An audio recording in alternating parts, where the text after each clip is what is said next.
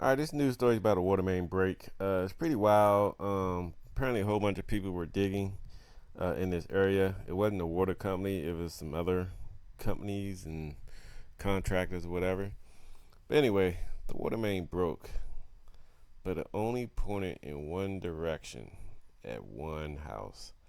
Imagine you being that one unlucky homeowner. Being doused with a torrent of water from a broken water main. And tonight, the huge effort to get it all cleaned up. Eyewitness News reporter Lucy Yang live on the scene in Edison. Lucy, what a mess.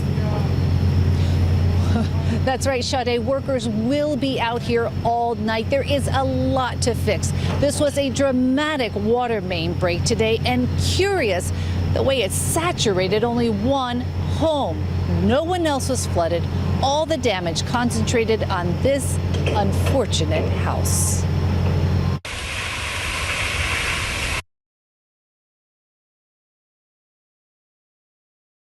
So as we look at this video here, it's pointed at the house. Now, I don't know the PSI pressure or whatever, but I'm going to imagine, because they say this house was flooded, that it had to have broken a window or a door or something else like that. Because otherwise, how did it flood? 'Cause think about it like this, you know, your house sits out in the elements. When it rains, it keeps the water out. So why wouldn't it keep this water out? Like I said, unless you had a window open or something like that. Could look like the strong gusher water is going over the house, and then a lot of the non-gushers hitting like the top of the house, the roof, and all that. But they said it's inhabitable at the end of the video. Cause even like flooding now, I guess it looked like a modern home, but you should have like like a gutter system underground, and it connects to your house with a sump pump, so that if the ground gets real wet, it'll shoot it back out. But then again, I don't know how long this water was aiming at the house. But again, I mean, unless they had a window or something open, it seems like the water should just ran down off the house, ran into the ground, then like your sump pump push all the water out. But maybe something broke, or maybe they left the window open, and then of course all the water gets in there, and then that would flood. But it did say they had to find a new home, because otherwise, if you have open spaces and stuff in your house and your roof, I mean, how do you survive normal rainstorms? When it rains, your whole house gets wet, so the water would get in if you got some open spots. This was the pressure wash no one asked for, especially the owner of this Edison, New Jersey home. Around 4 o'clock Monday afternoon, a 30-inch water main was ruptured, sending a geyser shooting towards this house on Woodbrook Drive. The splash was so intense, you could see part of the roof start to peel back. And I was very scared because it was coming at a certain angle, so if it came at any. Okay, well, there we have it. I guess the PSI was pretty strong if it's going to start peeling off the shingles and stuff like that.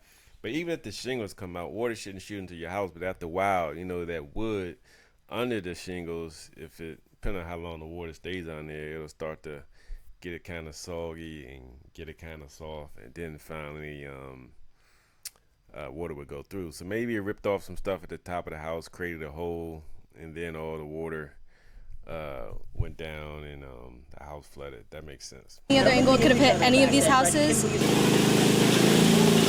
This home is actually attached to Frank Adinolfi's house. He came racing back when he heard what happened, expecting the worst.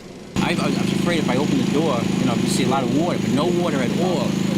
So we really lucked out. But my neighbor really got it next door to us. Indeed, not a drop on Frank's side. The gusher aimed directly next door. His neighbor escorted to a friend's house with a few of her belongings. It was very shocking, to be honest with you.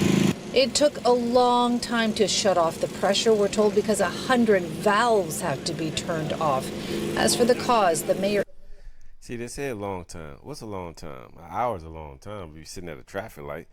Was it 3 hours, 4 hours, 5 hours? We don't know. But apparently, I guess it was an extremely long time. I would say 3 hours maybe, and that's what maybe got the water.